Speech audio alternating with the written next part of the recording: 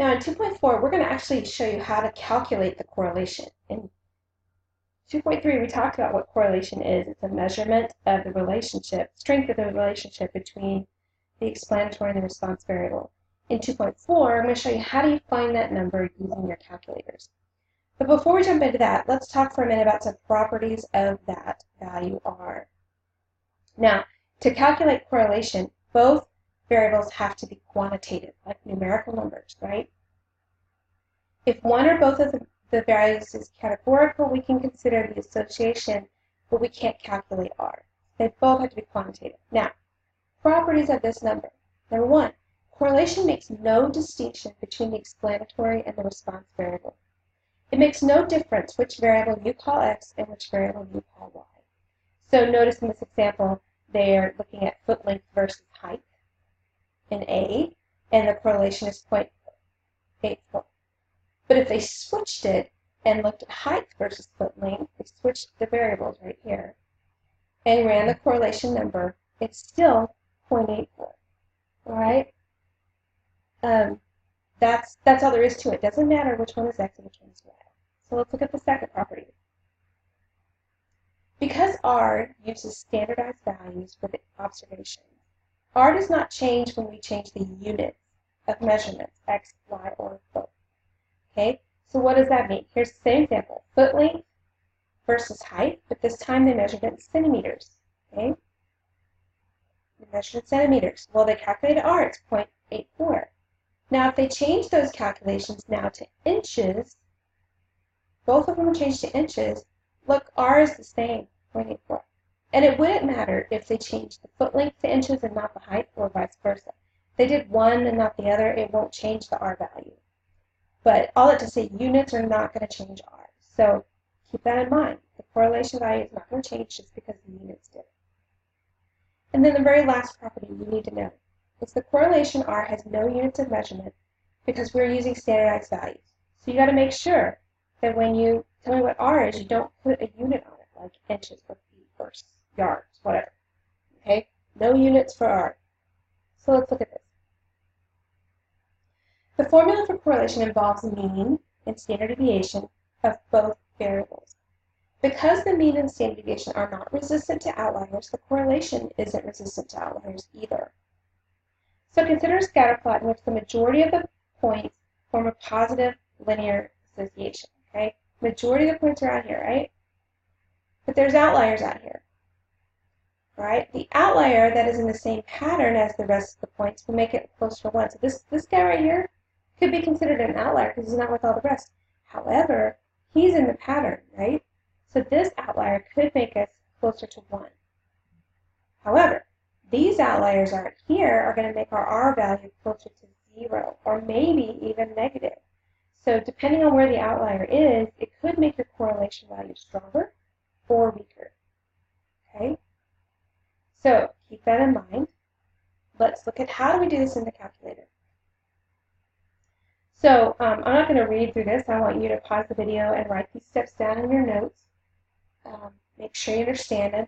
Now, you may need to turn on the stats mode in your calculator. And that's what this first set of directions are telling you, how to turn on R so it shows up. Basically, got to make sure stat diagnostic and stat wizard is turned on.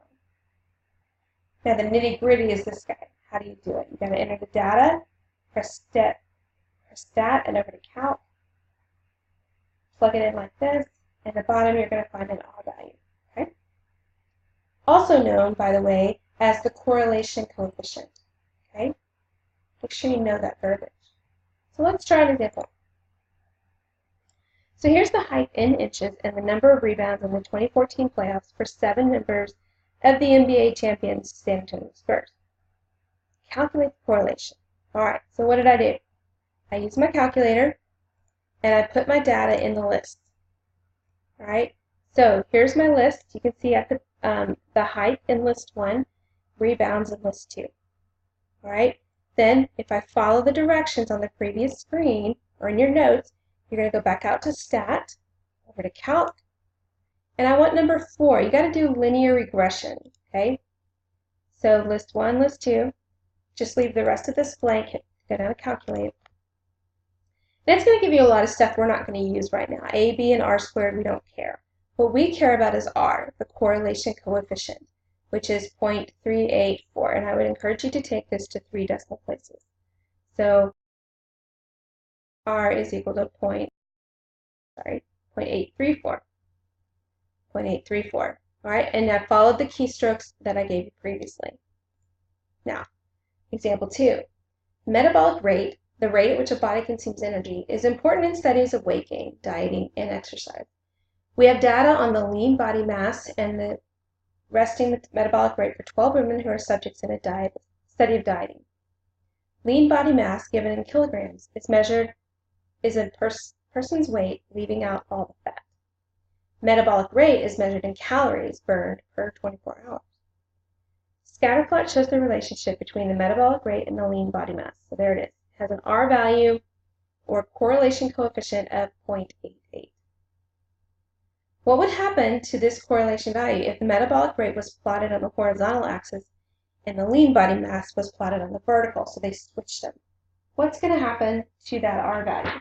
Okay, we would say there's no change. But you got to tell me why. Because correlation makes no distinction between the explanatory and response variables. Okay? Correlation makes no distinction between the explanatory and response variables. All right, that's part A. Part B.